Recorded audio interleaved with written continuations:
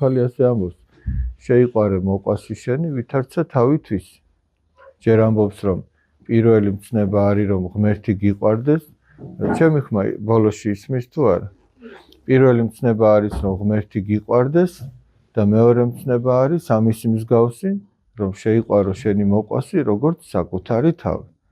ახლა ჩვენ უბრალოდ წარმოვიდგინოთ აი თქვენ კლასში ხართ ნუ მაქსიმუმ 29 ხო ამაზე მეტი ხარ შეიძლება ვთქვათ 25 ბავშვი აი 25-ვე რო ასე იქცეოდეს წარმოიდგინეთ უბრალოდ ჩვენ ვიცით რომ 25-ვე ასე არ იქცევა შეიძლება კლასიდან 25 კი არა 5-ით შეიძლება არ იქცევა ასე მაგრამ აი ყველაფერში ფიქრობდეს რომ როგორც მე გამეხარდება ესე მოვიქცე ჩემს თანაკლასელს თქვენ წარმოიდგინეთ აი როგორი ბედნიერება იქნება ასეთ კლასში ყოფნა ახლა შეხედეთ სკოლაში ამდენი კლასები ხოა და ყველა კლასი ცდილობდეს რომ სხვა კლასებს ისე მოექცეს როგორც მათ უნდათ რომ ექცეოდნენ ყველა მასწავლებელი ისე ცდილობდეს რომ სხვა კლასის დამრიგებელს ისე მოექცეს მის სადამრიგებლო კლასს ისე მოექცეს როგორც მას უნდა რომ მოექცნენ და აღმოაჩენთ საბოლოო ჯამში რომ ეს 191 სკოლა კი არ არის ეს არის 64 ესმით ეგ არის 64 ეგ არის სასუფეველი სადაც ერთი ადამიანი მეორეზე ფიქრობს ასეთ სკოლაში შემოსვლა უკვე ბედნიერება იქნება და არც ერთი ბავშვი არ იქნება ისეთი რომ ეზარებოდეს სკოლაში წამოსვლა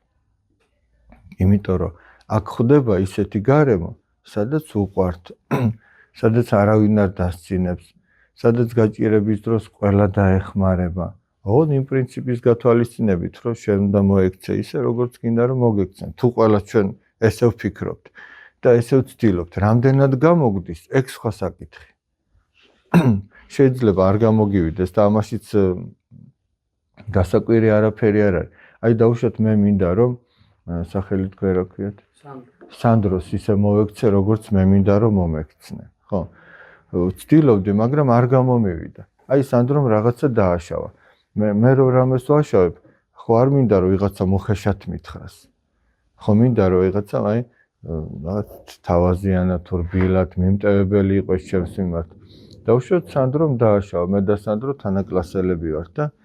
მე წინასწარ ვფიქრობდი რომ თუ ვინმე რამეს დამიშავებს ასე თბილად მოვექცე სანდრომ დამიშავა რაღაც მაგრამ მე უცბად გავღიზიანდი და უხეშად უთხარ არა და ხო მინდოდა რომ არ მეთქვა უხეშად მაგრამ ეხლა ნახეთ რა ხდება მე ვეცადე რომ არ მეთქვა უხეშად მაგრამ არ გამომივიდა მაგრამ როდესაც დამშვიდდები რა უნდა გავაკეთო უნდა მივიდე და სანდროს და უთხრა სანდრო მე არ მინდოდა რომ ესე უხეშად მოქცეულიყო მაგრამ მაშინ ეს ვერ მოახერხე და ახლა შენდობას გთხოვ ესმით და ის ურთიერთობა ისევ ლამაზად მიდის მაგრამ მე თუ ამას არ გავაკეთებ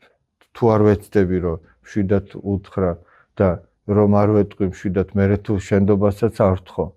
მაშინ ჩვენ შორის ძალიან დაიძაბება შეიძლება ყოველდღე არ ვიჩხუბოთ მაგრამ ყოველ შემთხვევაში ერთმანეთის მიმართ კეთილგანწყობილები არ ვიქნებით და ახლა წარმოიდგინეთ 25 ბავშვი რომელიც ერთმანეთში არაკეთილგანწყობილია და მოვდივართ ვსხდებით მერხებთან და ვიცით რომ აი ყველა მხრიდან შეიძლება შემოტევა იყოს შემოტევაში რას გულისხმობ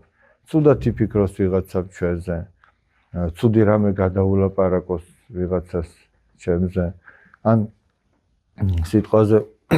დაფასთან რომ გავდივარ რაღაცას წარმოვთქვა მეშინია ვინმე არ გაიცინოს ამაზე დაუშვათ თუ დახმარება დამჭირდება არავის იმედი არ მაქვს და ეს გამოდის რომ ეს არის ჯოჯოხეთი უკვე ესმით ესეთ კლასში შემოსვლა არავის არ მოუნდება